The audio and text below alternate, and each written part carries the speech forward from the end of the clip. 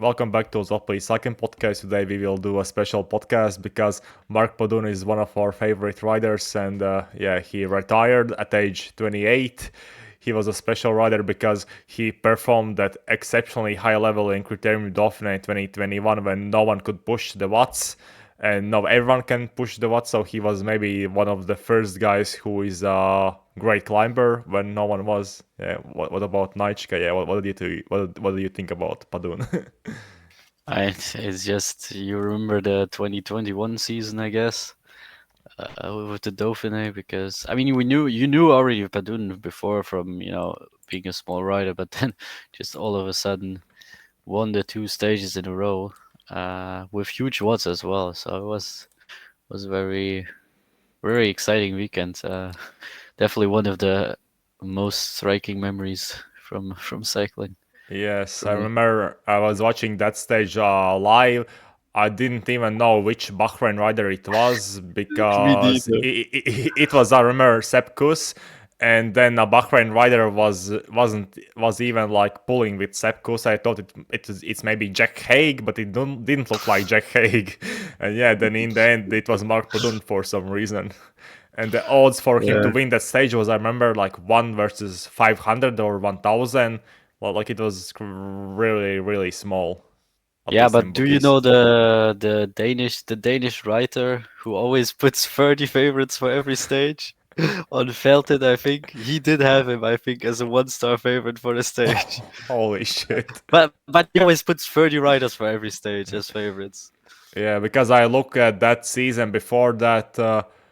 Yeah, and his best result is ninth place in Tour of the Alps, and it wasn't even that hard stage.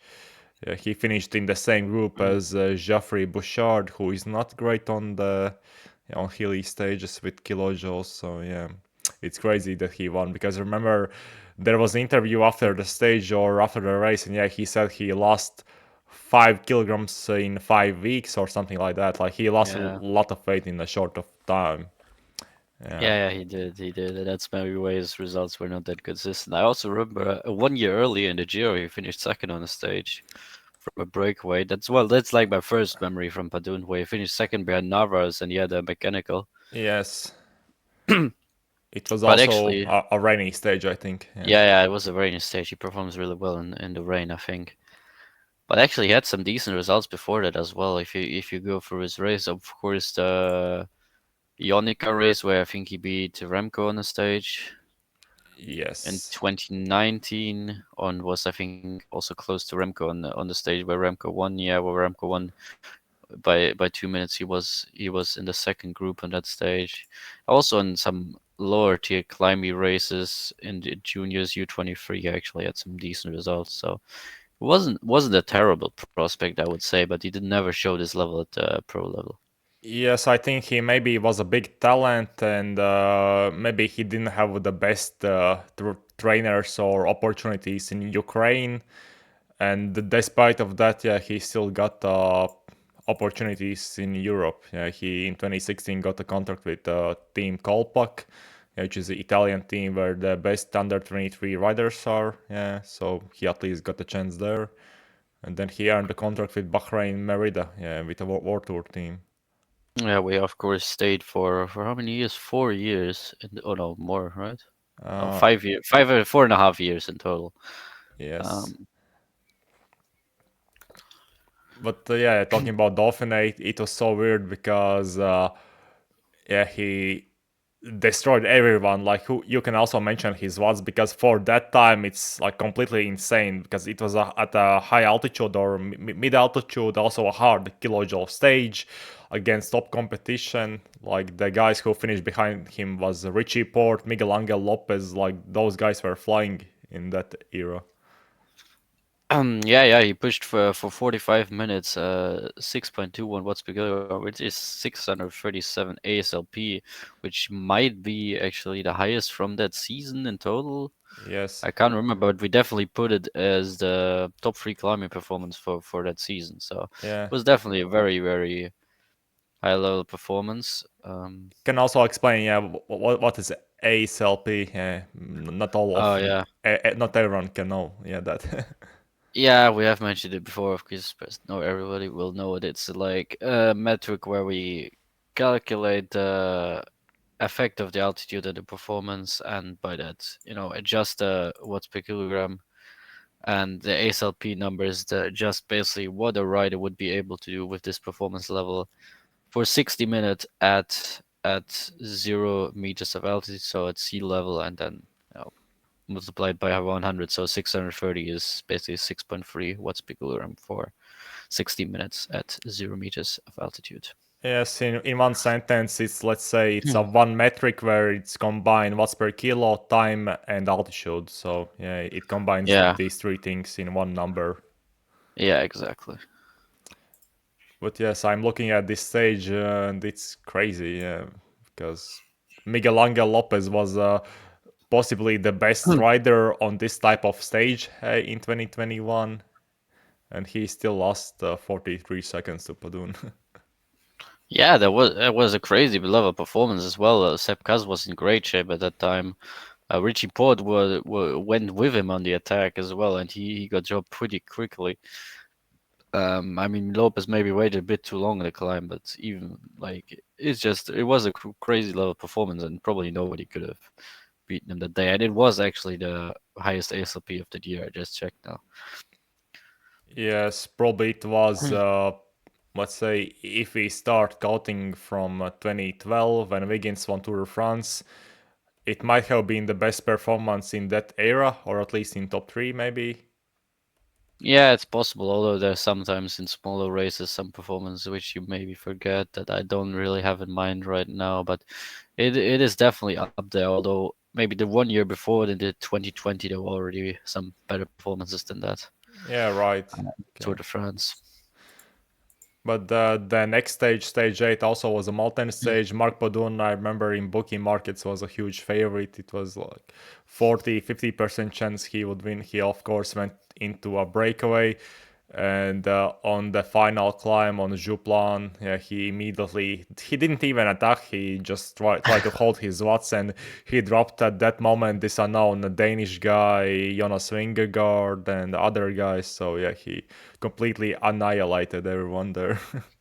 Yeah. It was Vingegaard, Martin, Guillaume Martin, and Conrad. I Conrad, think who were Elisand, this? yeah, Yeah, Madua. Conrad. Those three were the closest to him, but they were dropped after 30 seconds into the climb, and he just mashed his tempo. It wasn't a crazy level performance like on the day before, but he did already secure a lot of mountain points in the breakaway beforehand, so maybe he was a bit tired compared to the previous day. But nonetheless, it was still a very very good, very high level performance for him. Obviously, 35 minutes at 6.22 watts per kilogram, 615 ASLP. It's still a very very good performance. Yeah, from a breakaway because he was also faster than the peloton, I think, or Yeah, he really was close. clearly faster.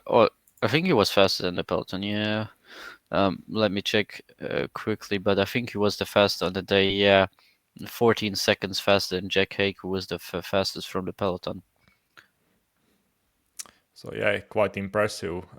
Because I remember there was also a descent where he probably lost some time. He lost a lot of time on the descent. He's a terrible descender. Yeah. But he was already like 2 minutes ahead of the closest breakaway compatriot at the top of the climb. So he did manage to win the stage with ease at the end. Yeah, but it was at that time it was the shocking thing I have ever seen at cycling, because also in the previous stages he wasn't that good. Yeah, on stage 6, which was also a hilly stage, he finished 43rd, lost 3 minutes, yeah, to the Alejandro Valverde and a group of 20 guys. Yeah, I mean he's one of the most inconsistent riders ever, and we saw that again in that Dauphiné, even which was his best race ever, of course. Um, but yeah, after the real controversy started because he did not actually get selected for the Tour or the Olympics. Yes, to Olympics, Ukraine sent Anatoly Budiak, who at that Yes. time rode for Terenganu Asian team. I think he still rides for that team. Let me check. But he was great in these Turkish races. Yeah, Yeah. he's riding for Terenganu in 2025, and in 2021 he was riding for Turkish team with some riders as Mamir Stash or Gabriel Reguero and others funny guys. Yeah, that's how it happened, and I think we never really got an explanation for it. But Yeah. Padun did ride the Vuelta a bit later, a month later.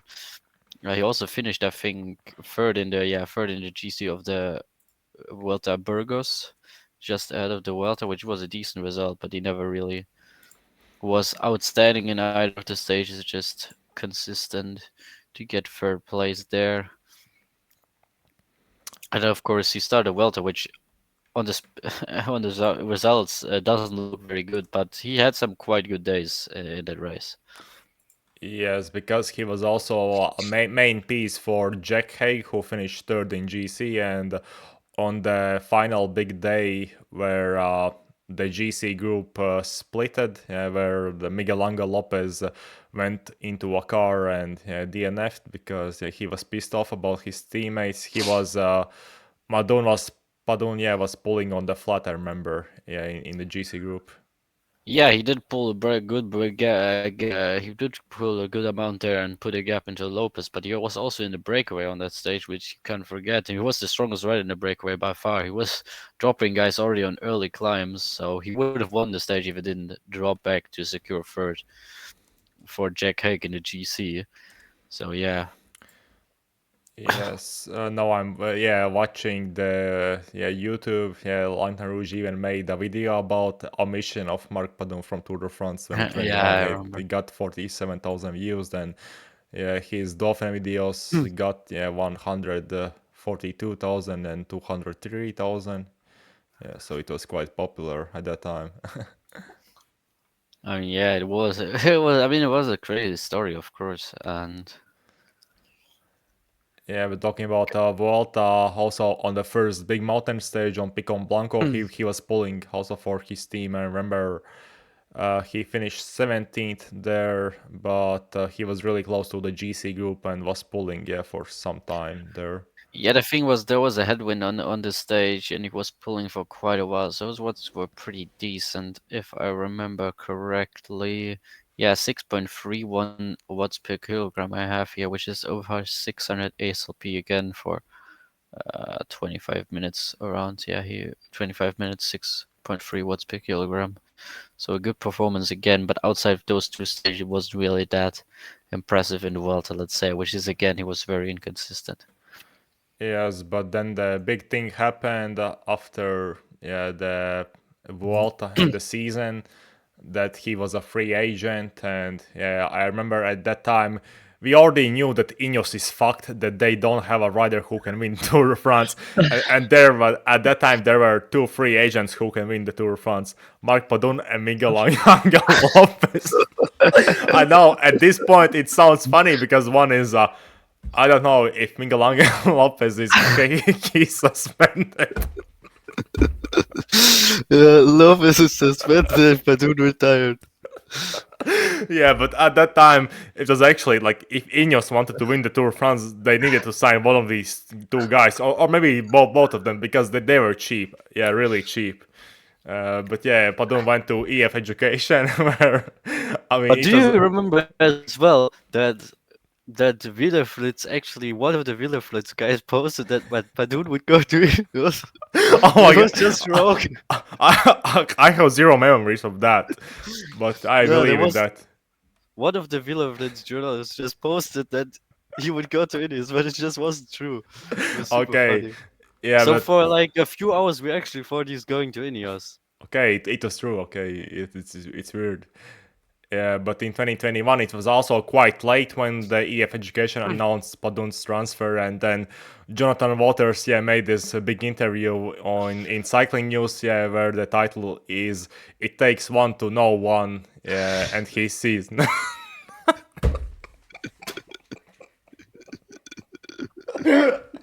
Like it's so funny to read this back 3 years ago. I remember this article they were talking about this very Vuelta Max, weren't they? That he had like one of the best Vuelta Max ever. Oh my god. Yes. Yeah, basically, I think he was had like one of the biggest gross VO2 max ever, but he wasn't like race weight. And if he lost the weight, he would have like the same VO2 max as Greg LeMond, was it? I think. Eh, No, even bigger because I remember in Yeah. the how on Twitter, Waters replied one of the tweets that Padun would have had 97 VO2 max if he was in his race weight. Yeah, so he would be really close to the Oscar Svensson's record, the Norwegian guy. But again, almost every sports scientist thinks that the Norwegian VO2 max measuring system is wrong because Christian Blumenfeld also said something like this: "If I was at this weight, then my VO2 max would be 104 or something like that," which is not true. It's impossible because they suck so much. Yeah. Yeah. I mean, I remember there was a big discourse about then also like VO2 max and how important it was. We posted about it back then on Twitter, like VO2 max of like old riders and shit. And we searched for it together. I remember that. Yeah. Um, and actually, the start of Padun's career at EF wasn't bad. Of course, Gran Camino was, I would say, it was a pretty decent success. He finished third in the GC and won the time trial in the end, which Yeah. I was pretty surprised. And we didn't know that Padun could actually time trial at that point, but maybe was also related to the EF setup, which was pretty good in 2022. Yeah, but also the competition wasn't big. It was Jesus Herrada, Yeah, Valverde, Hizagirre, Derek G, who was not a big name then. Jose Neves. Oh my god, I yeah, remember we started calculating what's in 2021, October, November, and Mark Padun and Jose Neves, yeah, were the, let's say, big stars, yeah, who could become great riders, but of course, Jose, Jose, oh my god, I can't. Jose Neves is back this year. Okay, his He suspension was only 2 years. Oh my god. I heard that he's back this year, on the team, or maybe like halfway into the season, because I don't know if his suspension has completely ran out yet. But Yeah. he's back training, and I think he will ride for a Conti team again in Okay. 2025. I cannot see anything on PCS on the Yeah, Instagram. Okay, also nothing, but yeah, let's see. there was something in Portuguese like media, and Luca Vargas, of course, found it. Yeah, I mean, like it's so insane to look back because like Padun, Jose Neves, and Miguel Ángel López, yeah, were, or let's say big watts per kilo guys, and now everyone is practically out of the cycling. Yeah, they didn't really hold up well, did they? Yeah, we're talking about, yeah, Gran Camino. I remember yeah, Padun performed really well on this stage 3, which was a quite hard stage. Yeah, he finished together in the second group with Igor Arieta, who is riding for UE, with Izaguirre, Ruben Fernandez. Yeah, so he was quite well, and he was definitely not at his race weight in that race, but he still could Yeah, push great power. it was very heavy compared to compare, or looked very heavy compared to the Dauphiné, and that's maybe also where he struggled on the very steep finish to the Erzaro climb. Yeah. Um, but yeah, it was a good start of the season, but after that there wasn't there wasn't much coming anymore. Yeah, okay, I remember there's one important thing what I need to mention Yeah, because on 24th, yeah, 24th February started Gran Camino, and also Russia invaded Ukraine on that same day. So remember, yeah, it was yeah, a it was a big big, story. I yeah, big remember. story. Yeah. Then Padun also won. Of course, everyone supported him because it was so fucked up because he's actually from Donetsk, and Russia already invaded Ukraine in 2014. It wasn't officially Russia, but everyone knew that they are Russian soldiers and so on. And yeah, Yeah, like his let's say his home city was in yeah, in war for over 8 years, I think. So yeah, it was like super hard for him also. yeah, that is true. Was kind of yeah. Yes, and it's actually, I think, a miracle that he got to a war tour level, or to, yeah, outside of Ukraine, because all of this, yeah, like war and, yeah, Eastern European stereotypes and everything.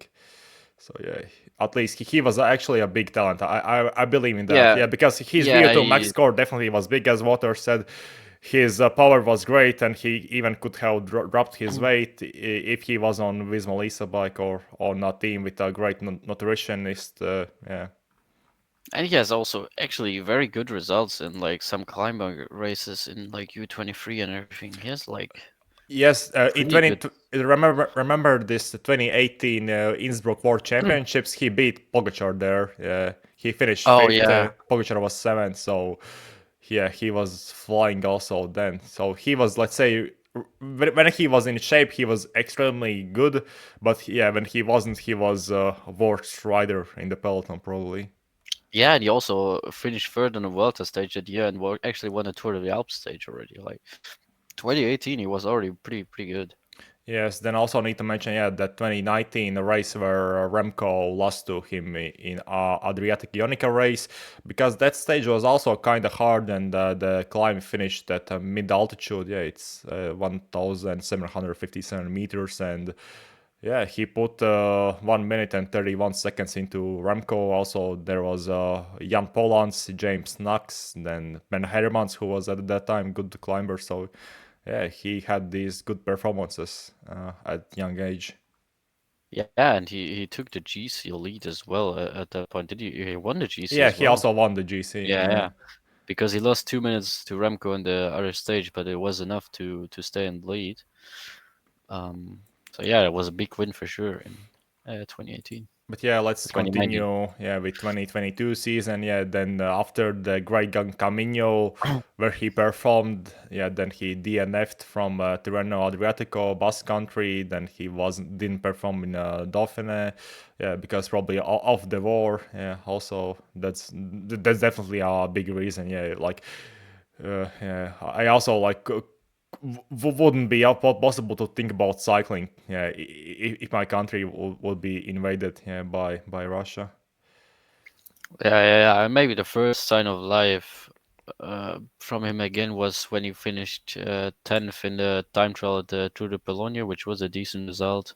Yeah, Um, and it he finished was also 13th in the GC because of that. it was also an uphill time trial. Yeah, I see it's Yeah, 6% climb. So yeah, he was already like pushing great watts there. But then again he was riding in La Vuelta, and he was actually flying because on stage 6, which finished on Pico Haño, I think. I remember, yeah, it was the stage yeah. where J Vine won. Padun was by far the strongest rider from the breakaway. I remember you also calculated his watts on the earlier climb on Collada de Brenes, where he also I pushed think insane watts. Yeah, I think I calculated both climbs from him even on that day. Yeah, he finished for 18 minutes 42 seconds, 6.56 watts per kilogram on Colada Brenes. It looked like for a bit he was gonna win the stage, but of course he struggled so much in the descent that his gap decreased so much that he had no chance to win the stage anymore. And maybe even if he was a good descent, maybe wouldn't have been enough because the GC riders were going crazy on the final climb. But Yes, nonetheless, it was a very impressive breakaway performance because obviously he was by far the strongest rider from that breakaway, and he dropped everybody with ease. yes, he was unlucky that on that day Jay Wine performed at insane level, yeah, and won from the GC group. Yeah, even on the final climb, he still pushed for 33 minutes, 5.76 watts per kilogram, so not completely terrible. But just the gap was not big enough at that point.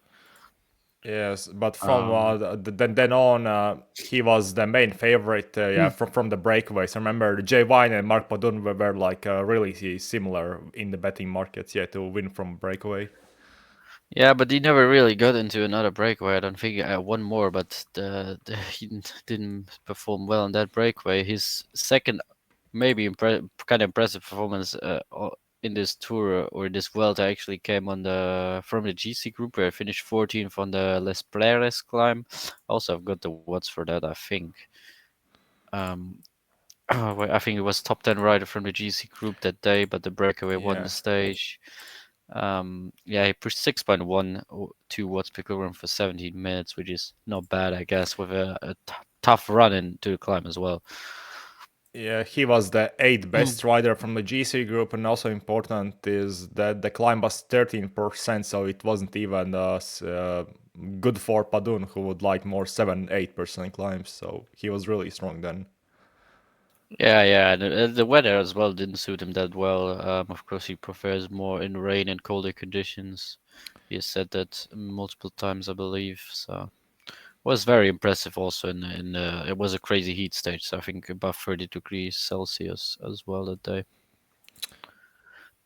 But yeah, I think that yeah, this race was his last great performance. Let's say that he didn't win a stage, but he was definitely good enough to win multiple breakaway stages. If he could have gotten into breakaways, so at least he was still performing in EF, but yeah, was unlucky yeah, at some moments.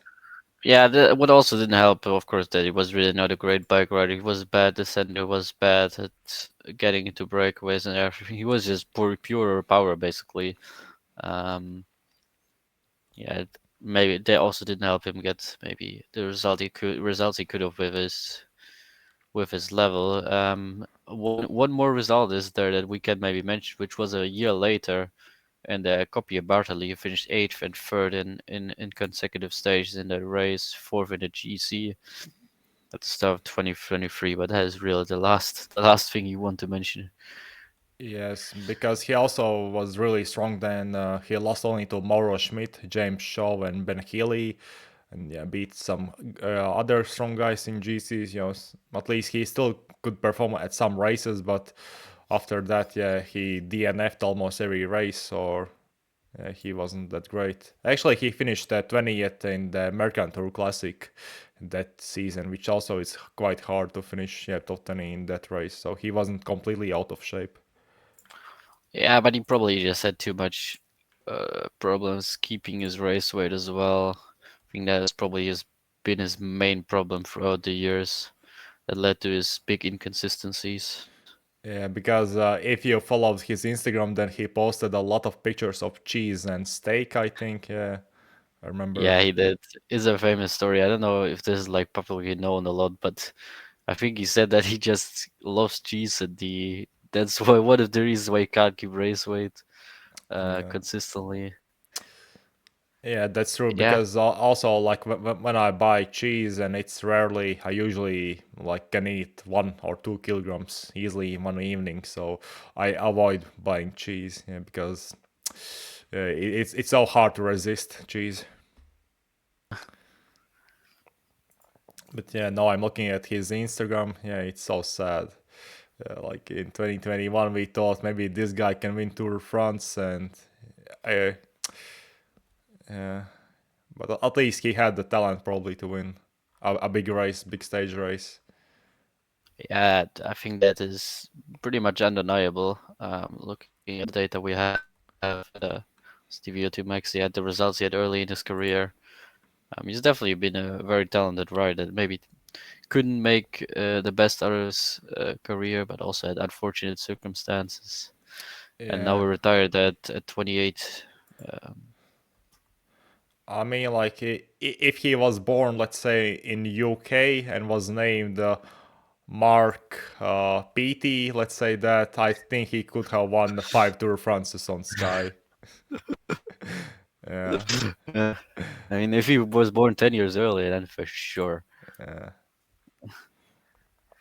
But yeah, in 2024, he had a contract with EF Education, but I think he got fired or mutually like broke the contract with the team because he wasn't performing. And yeah, in his last season, he was riding for Corotec Vini Fantini, which is a pro Conti team from Italy. And yeah, he Yeah, there, let's say, didn't finish a DNF'd race. DNF'd every race. He OTL'd his last race, which was in Tour de Slovakia, where he It was a team OTL'd. time trial. Yeah, he OTL'd the Wow, fucking team trial. Yeah, team time trial in Vini Fantini. that's, that is crazy to be fair. who had okay, which riders were in his team? Okay, Yeah, Christians Baragli, Kirilo Tsarenko, then Stuckley. some boys, yeah, Stockley, Zambelli, okay, and he finished 9 minutes later, so yeah, he didn't care at all, I think. Yeah, probably not. But yeah, also he got married in 2023 October, so yeah, at least he's a happy man now, probably happier. Yeah, because cycling is really hard sport, and it's really you need to be living like a monk 24/7, or you will not be performing. Yeah, you need to eat. Yeah, at let's say you need to use a fucking scales to weigh your food and train like a robot. So it's quite hard. Yeah, for a GC rider especially. Yeah, for sure. But yeah, like Mark Padun. Yeah, I actually believed him, but I remember I also posted on Twitter when we started a graph. Yeah, when Padun transfer was announced, I compared Tadej Pogacar and Padun's peak watts were better than Pogacar's. Yeah, yeah, that's what we did in 2021, man. Then also Waters replied and quote tweeted that Yeah, yeah. yeah, crazy times. It was a funny era, to be fair. It was Yeah. definitely. Like right now, who is Mark Padun in 2025, 2024? Like who is a great watts per kilo guy, but yeah, is inconsistent or might become a great rider. Oh yeah, Lascano. Oh yeah, oh, yeah, Loscado. Okay, maybe he's too big, but okay, maybe not actually. Yeah, he's a good shout out. Yeah, he's a great shout out. He's bigger than Padun, but also on Red Bull on 3 years. Yeah, I mean, he might be the closest, but of course, he never had the same peak level. Although he did perform quite well in the Dauphiné, of course. Yeah, like okay, maybe he already performed, but Derek G. Yeah, he also like he's Yeah, quite but interesting prospect. G is too consistent, man. Yeah, true. He solved that. Yeah. Yeah, let's see. I think it was a fun podcast. At least we returned after our Michael Rasmussen podcast. Yeah, actually, the numbers on podcast platforms are really great. Yeah, so they are improving, and it's the main platform for podcasts because if people listen on podcast platforms, yeah, then they also listen to the end. So yeah, it's quite fun to see that also people are listening also to Alex Carrera interview. I talked to a Latvian writer. He also said he listened to that podcast because it's impossible to find a podcast in English with Yeah, Carrera. So yeah. yeah, it's good to see. Good to see that people are interested in it, and Yeah. soon we'll maybe be able to talk about real racing again as Yes. well. How many days until UAE tour? Oh fuck! It's What, quite 1.5 months? yeah, but Yeah. there will be Tour of Oman, Saudi Tour, the Oh best yes, let's races. go. The best part Yeah, of the season. yeah. Also, Santos Tour Down Under women's race will be on 17th January, so it's 5 days. Willunga Yeah, Hill is 6 days away, so women's race. Who will start there? Neil Bradbury, I see. he Chloe performed well Dygert, last year. Yeah. Fisher Black. Okay, probably will see good watts.